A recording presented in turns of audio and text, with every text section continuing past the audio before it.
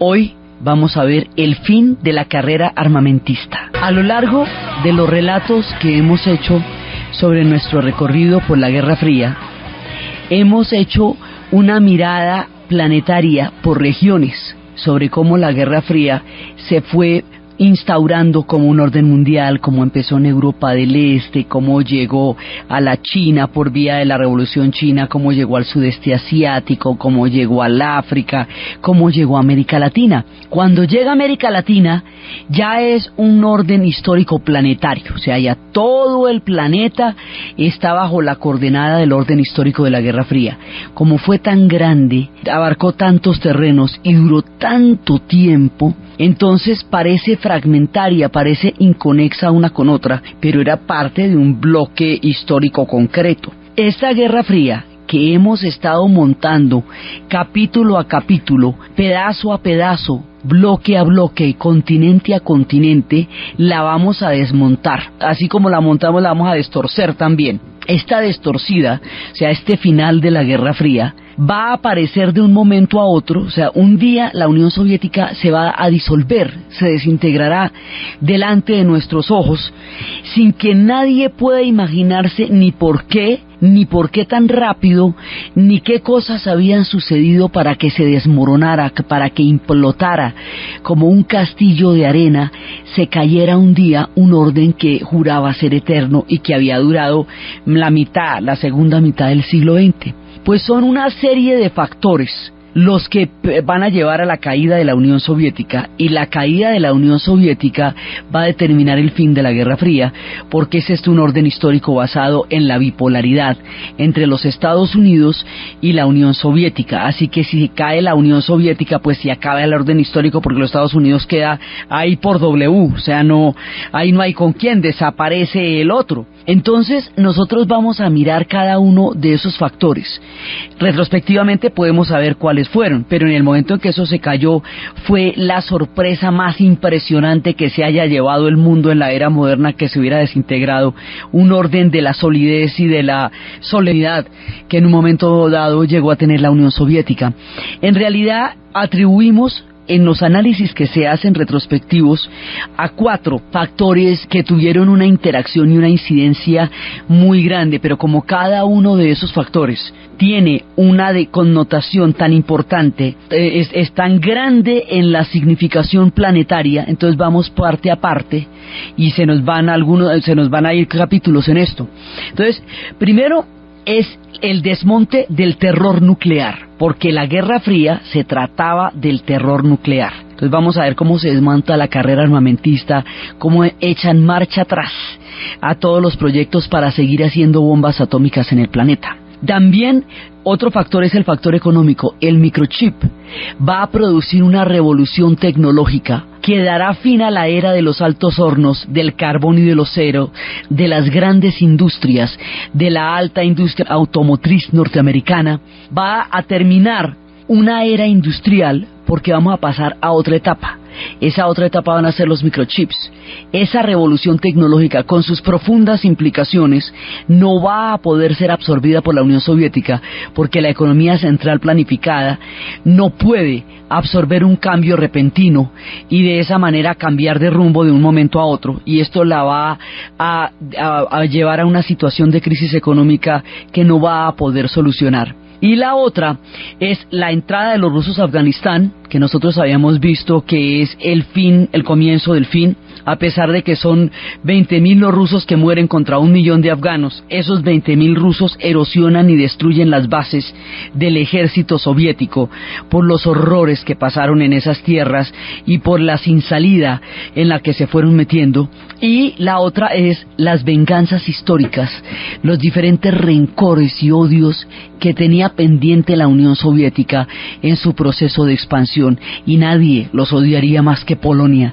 Así que Polonia es la motica por donde se va a desbaratar todo el proceso y todo el andamiaje de la Unión Soviética, porque va a empezar por ahí todo el desmonte del bloque de la Europa Oriental. Los polacos, en todo el rencor que le tienen a los soviéticos, con la llegada del Papa y la aparición de la resistencia católica y del sindicato de Solidaridad, empezarán un proceso que terminará con toda la Europa del Este, y después ya la desintegración se dará por otro de los grandes rencores históricos que rodean a la Unión Soviética, que son los bálticos, Lituania, Letonia y Estonia. Entonces este es el cuento que vamos a echar de aquí para adelante, porque es cómo nos vamos a bajar de la Guerra Fría y cómo se va a desbaratar. Entonces son estos factores que están estrechamente interrelacionados y que juntos van a llevar a un proceso que dará fin a la Unión Soviética, y habrá un personaje que será aquel que lidere los tiempos de las transformaciones. Ese personaje va a ser Mikhail Gorbachev. Entonces vamos a proceder a contar este cuento que les estamos anunciando, y vamos a empezar por el terror nuclear. Vamos a empezar por ver qué es lo que pasa cuando los halcones, cuando Reagan llega al poder. Hayamos visto la vez pasada cómo se va a desprestigiar terriblemente Carter por motivos que en últimas no eran directamente su culpa, que es la invasión de los rusos a Afganistán, y por el otro lado la crisis de los rehenes en Irán. Estas situaciones van a dar la idea de una política blandengue, de un dirigente que no hace valer en Estados Unidos el papel que los Estados Unidos debe tener como potencia, que le facilitó las cosas a los rusos con la política de distensión de derechos humanos.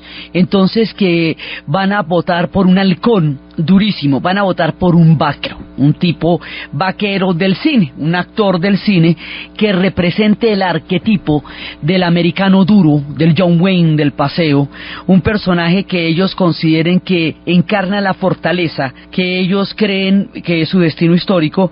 En la época de Carter tenían un letrero que decían: soy norteamericano, patéame. Entonces ahora votan masivamente por Reagan, y Reagan entrará en una época completamente diferente a esta era de Carter.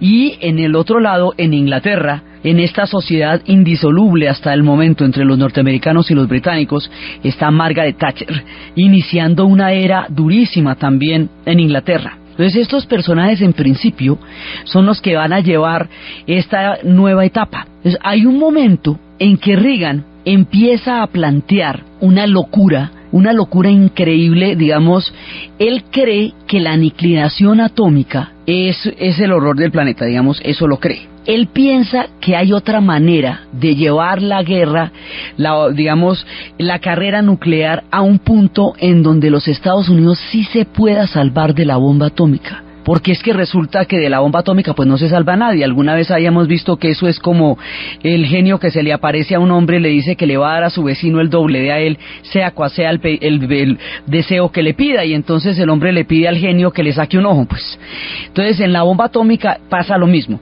No es que usted se pueda salvar de la bomba atómica, es que una vez que se la manden, usted aún después de muerto puede contestarle al otro con tal cantidad de fuerza que lo va a aniquilar también a posteriori. O sea, usted ya achicharrado puede achicharrar al otro. Esta es la locura de la bomba atómica desde el principio, desde cuando en la conferencia de Potsdam y más adelante en 1949 Rusia tiene acceso a la bomba atómica, y de ahí en adelante todo el andamiaje de la Guerra Fría se va a montar sobre el terror nuclear.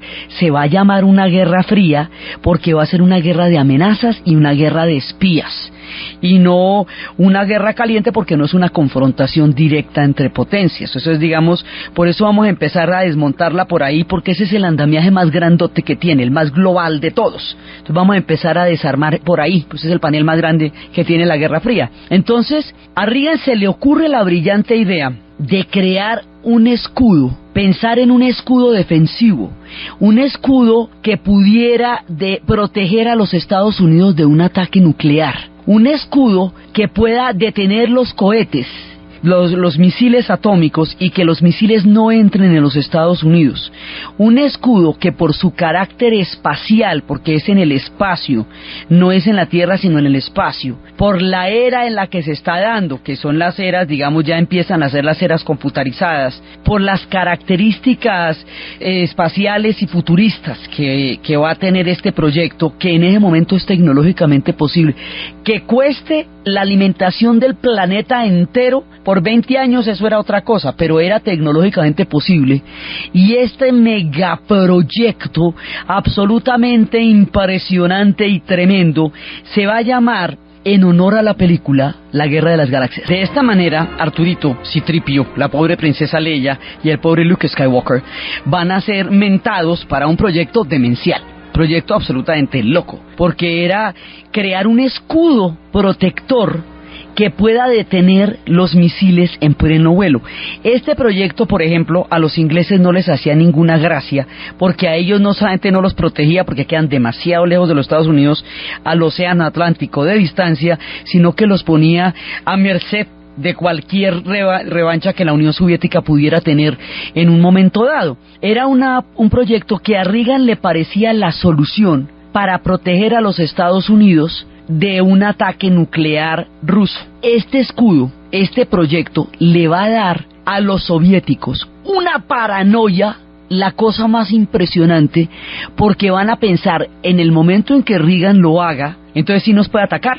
Porque, claro, ahí sí le queda facilísimo, porque sabiendo que se puede proteger él, pues nos puede cascar a nosotros sin problema, y seguramente lo va a hacer. Y hay un momento en que las tensiones se van a exacerbar de manera impresionante, y la Guerra Fría vuelve y se reactiva, y otra vez la espada de Damocles, y otra vez el miedo, y otra vez la paranoia, y otra vez los soviéticos creyendo que es que los van a atacar los norteamericanos, y los norteamericanos sintiendo que los soviéticos están rearmándose.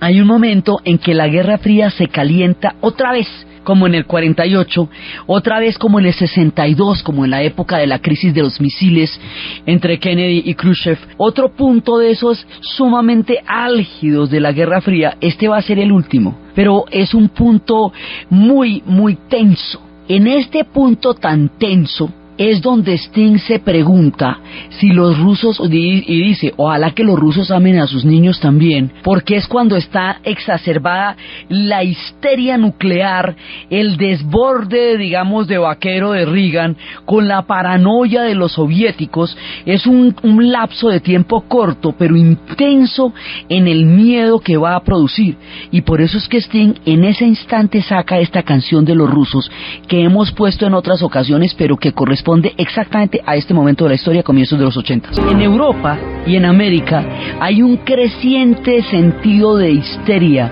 una condición y una disponibilidad para responder a todas las amenazas de los soviets. Y dice, entonces, empieza con las declaraciones. Mr. Khrushchev dice que los vamos a enterrar, yo no estoy de acuerdo con ese punto de vista. Mr. Reagan dice que los vamos a proteger, yo tampoco estoy de acuerdo con ese punto de vista.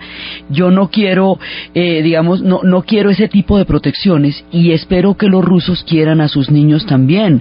Después pregunta cómo vamos a hacer, cómo voy a poder salvar a mi pequeño hijo del juguete mortal de Oppenheimer, y dice que no hay un monopolio del sentido común, que no está ni en un lado ni en el otro, y que él espera que los rusos también amen a sus niños. Dice, nosotros compartimos la misma biología, independientemente de cuál sea nuestra ideología. Créanme cuando les decimos que ojalá los rusos también quieran a sus niños. Esto es, digamos, un reflejo de lo que en ese momento el grupo Police, con su cantante y compositor Sting, está mostrando, de cómo esto llega a ser una histeria y una paranoia y una cosa, pues otra vez, que entonces los soviéticos que es que los van a atacar, y los gringos que hay que hacer el escudo, y los ingleses y todo, y otra vez vuelven y se ponen montadorcísimos todos al mismo tiempo. Y mientras tanto Pink Floyd se preguntaba si hiciera que iban a botar la bomba, como cada ratico amenazaban con eso. De todas maneras, el hombre le pregunta a la mamá si cree que le va a botar o no, ¿no? Pues no sabe uno. Entonces le pregunta, mamá, ¿será que van a botar la bomba? Porque están montándola con eso desde el momento en que la produjeron, desde Hiroshima y Nagasaki, desde la conferencia de Potsdam, que es cuando le llega a Truman el mensaje de que el bebé ha nacido bien, o sea que la bomba atómica, el experimento que se había hecho en ese momento en el Álamo, había tenido éxito, y luego se hace los estallidos de Hiroshima y Nagasaki. Desde ese momento, y cuando la Unión Soviética posee la bomba en el 49, todo el tiempo de la Guerra Fría va a ser el cataclismo de Damocles, como llamaría García Márquez en un texto absolutamente bello, a lo que era una reflexión sobre la demencia del poder nuclear y de la bomba atómica. Entonces, de entrada, esto es una guerra que nadie ganaría si se llegara a librar en esos términos. Por eso Einstein decía, si la tercera guerra mundial es atómica, la cuarta sería palos, porque no quedarían sino par simios con par palos para cascarse. Eso acabaría con el planeta. Esta paranoia va a producir producir películas como El planeta de los simios, donde al final muestran la Estatua de la Libertad totalmente retorcida y dice: malditos, lo hicieron, fueron capaces, se echaron la bomba atómica. Hay todo un terror nuclear que se ha alimentado a lo largo de todos estos años, que se han convertido en misiles, que se han convertido en submarinos, cantidades de submarinos nucleares, con un montón de películas donde Jim Hackman, desesperado por no encontrar comunicación, pensaba que ya había desaparecido América y mandaban botar los misiles. Una cantidad de historias, refugios antiaéreos recubiertos de plomo donde sobrevivirían las cucarachas en el mejor de los casos, negocios, el miedo como negocio, la paranoia como geopolítica, el terror como una manera de justificar la existencia de los estados. Este cuento es viejo y nunca suficientemente gastado y nunca suficientemente contado. Eso, digamos, cada ratico reviven los terrores que desde la época del demonio en Edad Media, pasando por la energía nuclear en la era de la Guerra Fría, hasta los tiempos de hoy, es un elemento recurrente en la cultura para manejar la mente de las personas a través del terror.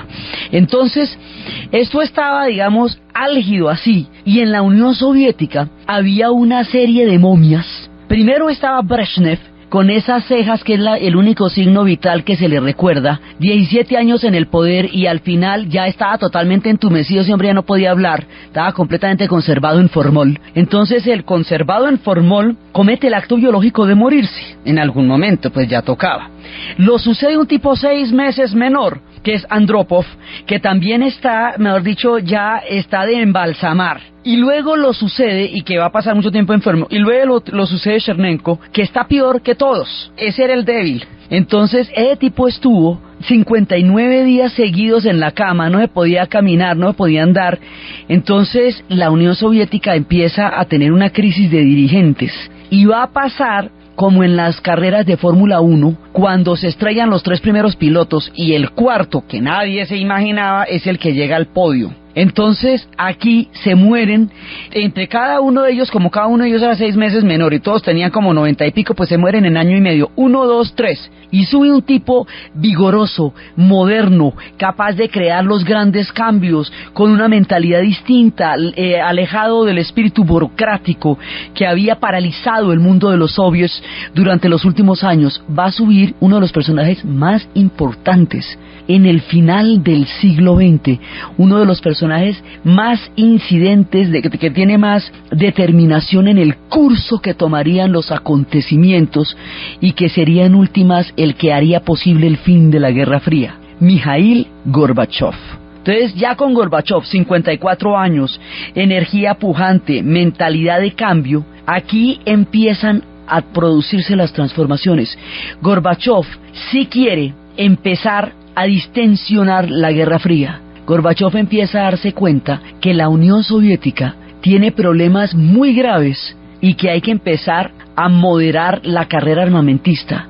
Reagan quiere acabar, digamos, Reagan no quería echarle la bomba atómica a los soviéticos. Él quería crear su escudo de protección para trasladar la guerra atómica a un plano diferente, que fuera el plano del escudo. Le decían que estaba loco como las arañas, primero porque con un solo cohete que no detenga, un escudo de esos pudiera detener, diga usted, el 70% de los cohetes, pues es que con el 30 que entren, con ese poder atómico, pues destruyen el planeta. Con 2 o 3 que entren, ¿qué importa cuántos detengan? Si con 2 o 3 que entren acaban con el planeta. Entonces le decían, mire, eso no es seguro. Segundo, llevar la Guerra Fría al espacio, convertir la biosfera en un campo magnético de esta naturaleza, es contaminar a niveles increíbles el ya muy contaminado planeta. Por eso era que le decían que ese proyecto era demencial, y el costo de eso ni les pinto. Entonces empieza, ya con la llegada de Gorbachev,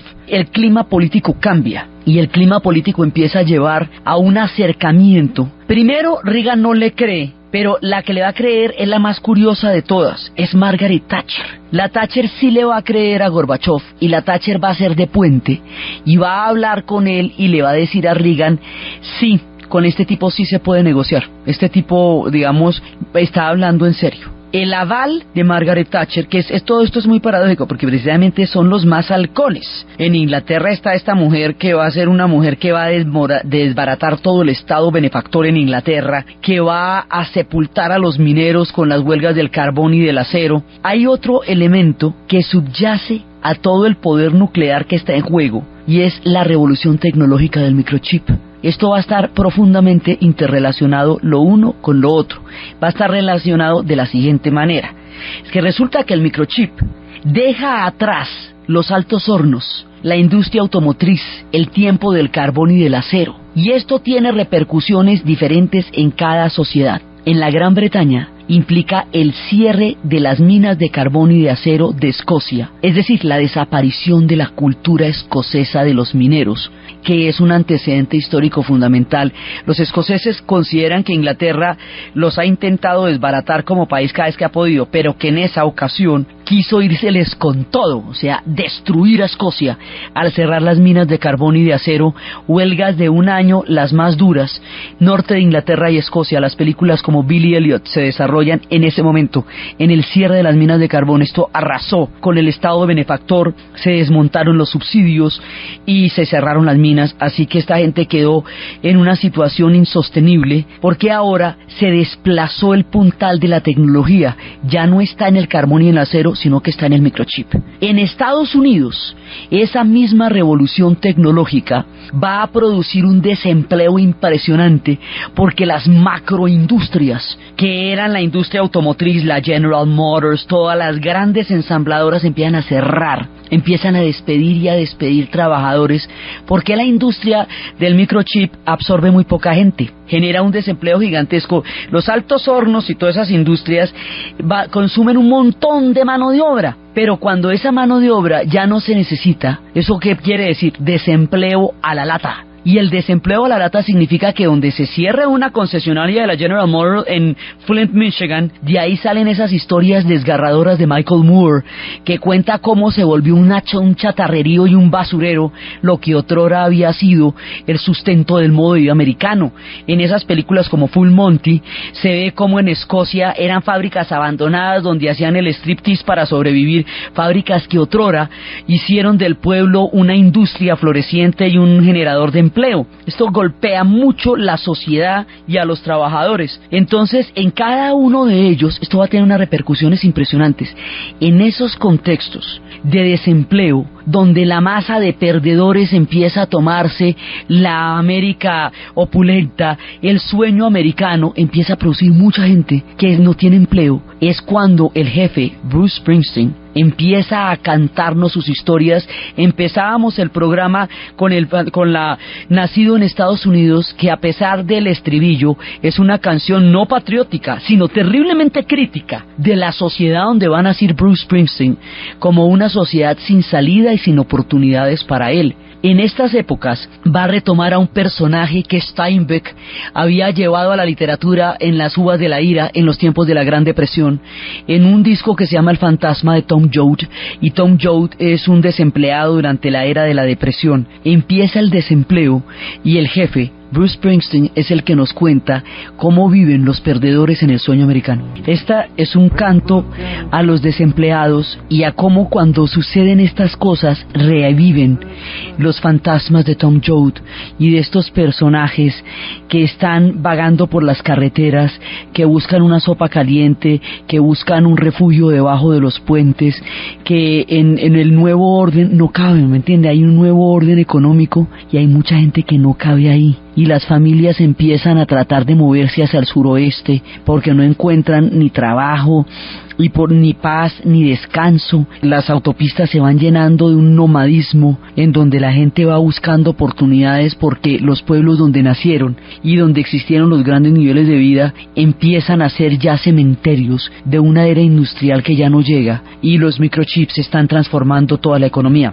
Si por allá llueve, por acá no escampa. En este momento, si a Inglaterra le cuesta lo que le va a costar y a Escocia prácticamente la desaparece como nación, tanto que los hijos de estos escoceses van a ser los junkies de Trainspotting, los chicos que ya ni siquiera nacen con una lucha que librar, sino sobre el fracaso de un sueño perdido, que fue el sueño de sus padres, los mineros del carbón y del acero. En Estados Unidos, imagínese al cerrar una ensambladora como la General Motors en Flint, Michigan, pues el pueblo se acabó el pueblo después de eso. Entonces, si bien pasa esto en industrias capaces de tanta innovación y de todas maneras tan económicamente fuertes como la norteamericana en primera instancia y la británica no tan fuerte como la gringa, pero defendiéndose bastante, imagínese en la Unión Soviética, que no puede de ninguna manera ni siquiera asimilar el cambio. Entonces, en la Unión Soviética esto se va a volver de una gravedad extrema, porque la Unión Soviética está basada en una economía central planificada. Esto está montado en planes quinquenales. Cada 5 años hay que hacer una cosa. Entonces nunca había habido bienes de consumo ligero, que porque la reconstrucción, que porque la Guerra Fría, que por esto, que por lo otro. Los niveles de vida empiezan a bajar. Durante mucho tiempo la ideología había mantenido viva la fe, pero no, tampoco de ideología se puede comer 30 años, digamos. Hay un momento en que usted el dogma ya no le sabía sopa, porque ¿qué hacemos?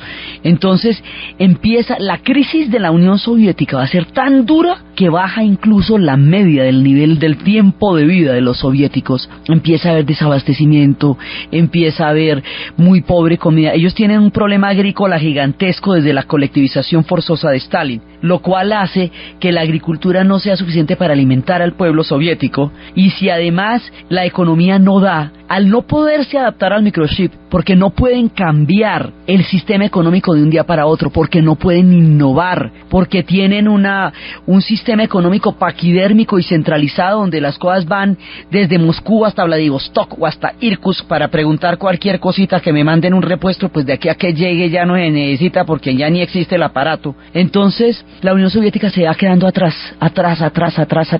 y en el momento en que se quede atrás, ya el imperio empieza a hacérsele insostenible. La ley de los imperios y de las potencias es que cuando se expanden demasiado, se meten en muchas guerras y en muchos asuntos, pues empiezan a quebrar, pues ya no aguantan. Eso es una ley de los imperios. Entonces, cuando los soviéticos ya empiezan a tener un imperio demasiado grande, ya no lo pueden mantener y empiezan a agotarse económicamente. Entonces, cuando se van a agotar económicamente, ¿qué es lo que hace Mikhail Gorbachev? Ponerle la cara al problema económico de la URSS, ponerle la cara y decir: no podemos seguir ignorando esto, que fue lo que habían hecho los 3 momias anteriores. Digo, yo tengo que ponerle la cara a esto, y cuando la cosa se pone en el momento álgido de la carrera armamentista, van a haber 3 cumbres, pero va a haber un momento en que Gorbachev va a tener que escoger: o nos metemos en la de modernizar todos los cohetes y en la de darle, digamos, la medida a la creciente, a la gran producción que tienen los norteamericanos,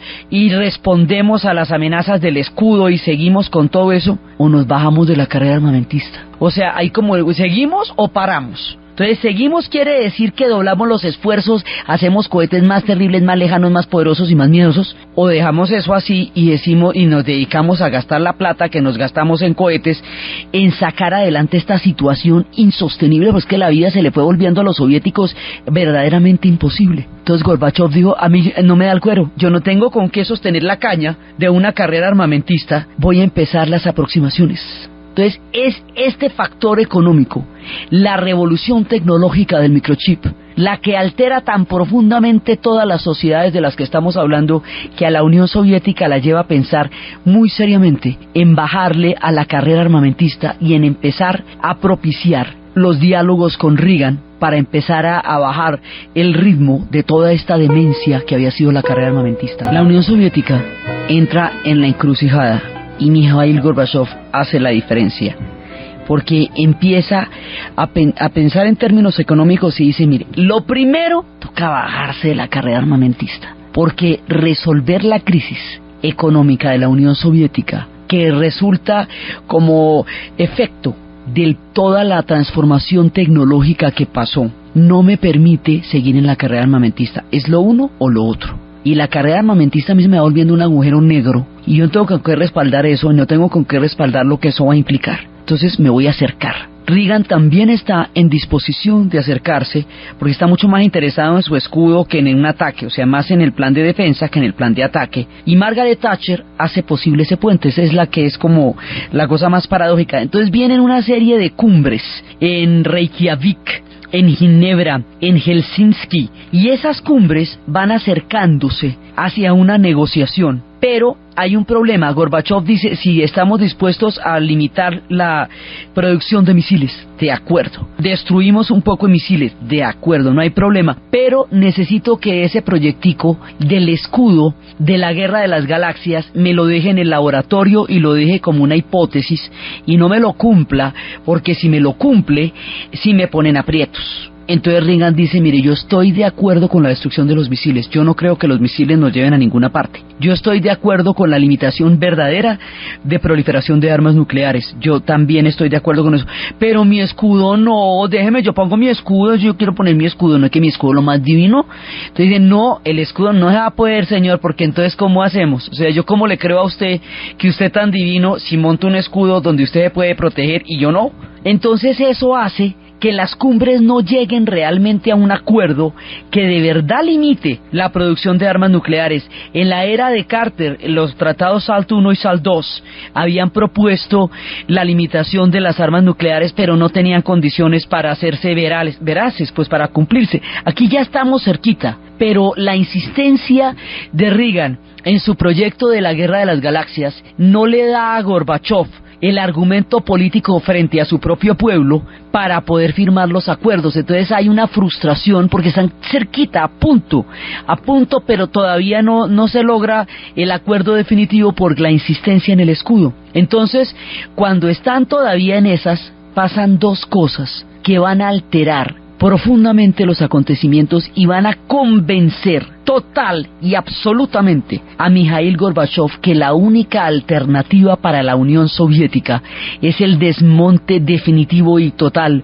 de la carrera armamentista y que no hay nada que piense hacer al respecto y que los Estados Unidos, es más, que lo puede hacer incluso unilateralmente porque no va a poder responder de todas maneras con una escalada de estas en ningún sentido, a ningún nivel y sobre ningún caso. Lo que va a convencer, o sea, el argumento definitivo del fin de la carrera armamentista va a ser una tragedia de grandes proporciones, un hecho histórico increíble y aterrador que sucede como una advertencia a la humanidad del peligro de estar jugando con fuerzas que no puede realmente manejar, que no está listo para conocer. La cosa empieza por unos rumores, hay una detección de radiación fuertísima, mucho más allá de los niveles normales en Suecia. Y dicen los suecos, ¿qué pasa? Que los niveles de radiación están altísimos. Y empiezan en Finlandia. ¿Qué pasa? Que los niveles de radiación están altísimos. Busquemos dónde es el origen, dónde están subiendo los niveles de radiación. Empiezan a comunicarse entre los tres escandinavos. No es aquí, dice Suecia, no es aquí, dice Finlandia, no es aquí. Entonces echemos más para el norte. Esto viene del Báltico. El viento viene del este. Eso tiene lugares al este, no al oeste. ¿Qué pasó? Pasó lo imposible, lo inesperado, lo que nadie se puede imaginar, el estallido de un reactor nuclear en un lugar de Ucrania llamado Chernobyl.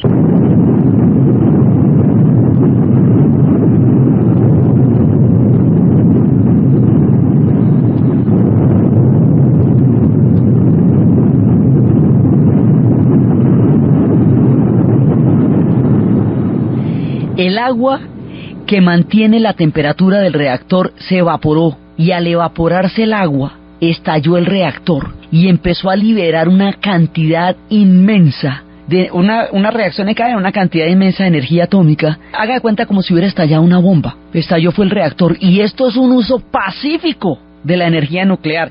Que conste que no fue que hubieran botado la famosa bomba que tenían a todo el mundo montado con que se le iban a botar. Es un accidente, ni siquiera es un ataque. Y el accidente tiene unas proporciones tan grandes que eso no se va a poder comprender sino una generación después. En su momento era tan aterrador lo que estaba pasando que ni siquiera sabían cómo manejar la emergencia. No están preparados. Primero, esto fue un error humano, fue negligencia, fue obsolescencia tecnológica para manejar estas cosas, fue descuido, los reactores no los tenían como debe ser, no les tenían las bolas que les debían parar. Ucrania, que es el único territorio cuya agricultura realmente funcionaba para la Unión Soviética, va a verse con el 30% de su tierra, el territorio cultivable, destruido por la radiación, completamente contaminado. Entonces lo primero que pasa es que mandan a 2.000 personas a tratar de apagar el incendio, y resulta que las mandan sin ninguna protección. Entonces primero mueren los trabajadores de la fábrica instantáneamente, los del reactor, de una. Luego llega todos los equipos de auxilio que llegan allá, pues van a morir porque los mandan sin protección. Entonces quedan como en los capítulos de Los Simpsons, donde todos están debajo del pupitre esperando el estallido atómico, y el señor Burns es el único que tiene traje de protección. Y toda esa gente va a morir. La gente que llega a auxiliar y apagar el incendio, eso dura ardiendo días y días y días, y va liberando toda esa radiación, y esa radiación empieza va a contaminar las verduras y las legumbres y la leche de toda la Europa del Norte. Escandinavia queda totalmente contaminada, cualquier cantidad de comida se tiene que botar en ese momento, hay una emergencia de radiación muy grande. Ucrania no le va a perdonar a Rusia esto jamás, porque va a considerar que esto fue un producto de ese centralismo, de esa economía que no permite ningún nivel de decisión, porque es que no era que los ucranianos pudieran pararle bolas al reactor, no es que para poder cuidar eso usted tiene que escribir a Moscú, y de Moscú le contestan, y entonces hasta que le manden el operario, mejor dicho, ahí hay un trámite burocrático lento que hace que usted no pueda mantener los niveles de eficiencia de las cosas. La Unión Soviética se fue volviendo ineficiente, y esto fue la manera más aterradora como se demostró. Hoy por hoy se dice que debieron morir más de 6.500 personas en cosas relacionadas con el incidente de Chernobyl, tanto los que estuvieron en los equipos de auxilio como las personas que murieron de cáncer inmediatamente después, y las personas que un poco más adelante también tuvieron cánceres producidos por la exposición a la nube de radiación que estaba recorriendo el planeta. Esto fue la cosa más aterradora. Los soviéticos, a pesar de que en ese momento se estaban transformando, no tenían todavía la costumbre de decir lo que pasaba, entonces no decían nada. En un principio ni siquiera Gorbachev tenía idea del tamaño de la tragedia, y entonces no daba ningún comunicado. Eran los suecos los que estaban dando la voz de alarma. Y dicen, pero ¿cómo así que los suecos están dando la voz de alarma de Chernobyl? Si eso sucedió en Ucrania, se le corresponde a la Unión Soviética estar manejando el asunto, ¿cómo que nos vamos a enterar por los suecos? Quiere decir que están otra vez en ese hermetismo brutal que tienen los soviéticos, donde uno no sabe qué está pasando, quién sabe eso, ahí de para adentro qué irá a pasar. Esto le va a caer políticamente a Gorbachev como una tragedia terrible en su vida. Y él dice que es una de las causas también, uno de los motivos que llevaría al derrumbe y a la desintegración fue el impacto psicológico y político dentro de su pueblo de lo que fue Chernobyl. Después de semejante horror, el tipo dice, yo no puedo seguir jugando con esto. Mire, nadie puede garantizar el buen manejo de la energía atómica, ni siquiera para fines pacíficos.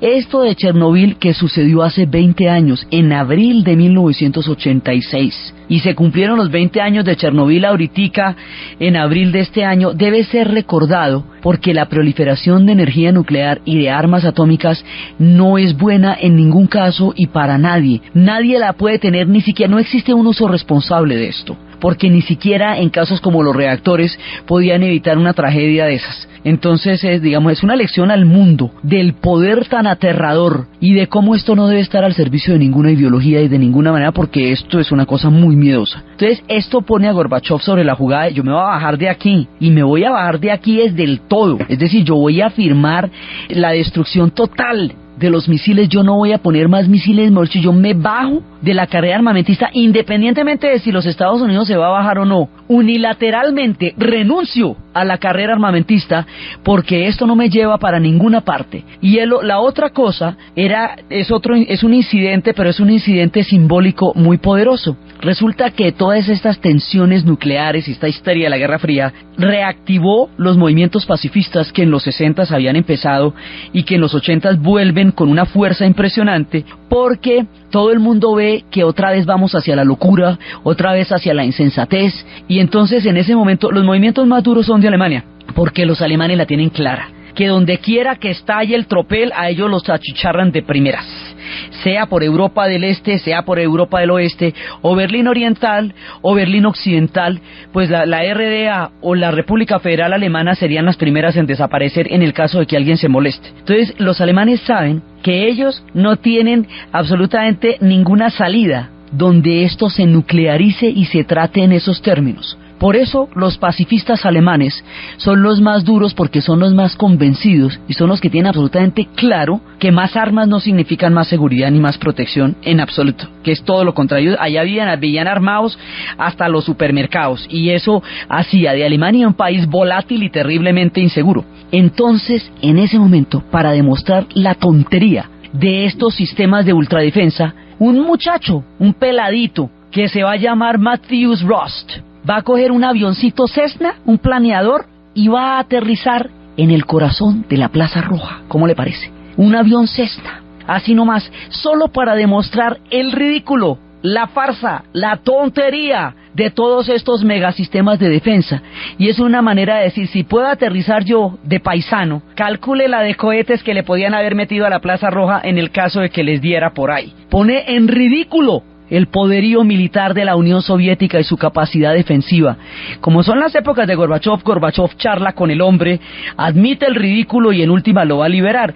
Si le hubiera tocado en los tiempos de las momias, lo hubieran fusilado ahí mismo donde se bajó del avión. Esto nos pone de manifiesto que ya no hay más para dónde, que la carrera armamentista no tiene sentido en este momento de la historia de la Unión Soviética. Y esto hace que Gorbachev renuncie total y definitivamente, y que los acuerdos de limitación de arma nuclear y destrucción se firmen, y se firmen de verdad. Por supuesto, el tiempo invertido y el dinero invertido en estos juguetes nucleares, tanto en Estados Unidos como en la Unión Soviética, tanto de los Pershing como de los SS-20, hubiera podido salvar del hambre al África, y no sería hoy el continente sumido en la miseria que hoy es. Hubiera podido salvar nuestro futuro, nuestro propio destino en América Latina, hubiera podido encontrar la cura para las enfermedades. Es el desperdicio más irracional. Ese desperdicio en sí mismo fue criminal. La carrera armamentista en sí misma, aunque nunca hubiera sido disparada después de Hiroshima y Nagasaki, era un crimen por todo lo que significó en recursos del planeta Tierra invertidos en juguetes peligrosos, para llegar a la conclusión de que lo que hay es que destruirlos. Pero menos mal se llegó a esa conclusión. Entonces se van a bajar 1.700 misiles atómicos, los van a desbaratar los soviéticos, y 870 misiles los van a desbaratar los norteamericanos, y arranca a funcionar esto de verdad, y empieza la limitación de armas, y el mundo se aleja, por lo menos en esta época de la Guerra Fría, del holocausto, del miedo, del terror nuclear, de la amenaza permanente. Desde los niños que nacieron después de Hiroshima hasta esta época, por fin hay un día en que el cielo se aclara y dicen: no vamos a destruir, no vamos a echar la bomba. Todo el espionaje se trataba de saber dónde estaban los misiles, qué alcance tenían y qué poder tenían de destrucción. Cuando se bajan de la carrera armamentista, pues se va a desbaratar la Guerra Fría, porque la Guerra Fría se trataba de eso. Los espías más adelante van a vender sus vidas a Hollywood en forma de miniseries, porque ya no necesitan nada más. Y una vez que se bajen de la carrera armamentista, entonces los pueblos de Europa del Este van a empezar a decir: así, entonces yo también me puedo ir bajando de aquí, porque ya no va a haber quien me sujete, el miedo ya no me va a mantener atado al destino de la Unión Soviética, y la crisis económica que se reproduce en cada uno de los países de Europa del Este los va a llevar a buscar sus propias salidas. Y el más bravo y el más herido por este régimen histórico era Polonia. Por eso, por Polonia va a empezar la caída. Pero esto es lo que determina el rumbo del final del siglo XX, el fin de la carrera armamentista, y es el incidente de Chernobyl el que va a dar el elemento de conciencia política e histórica de lo que esto significó, y es el acto simbólico de Matthäus Rust lo que nos va a dar el sentido del absurdo. Entonces, desde los espacios del terror atómico, desde los tiempos de las transformaciones, desde el surgimiento de los grandes reformadores como Mikhail Gorbachev, desde la locura de la guerra de las galaxias, desde la demencia de la humanidad jugando con la energía atómica como si fuera una tontería que se pudiera resanar, desde los tiempos de la sinrazón y de la razón y de las reflexiones históricas que llevarían al fin de la Guerra Fría por la vía de la carrera armamentista. En la narración, Diana Uribe; en la producción, Ernesto Díaz; y para ustedes, feliz domingo.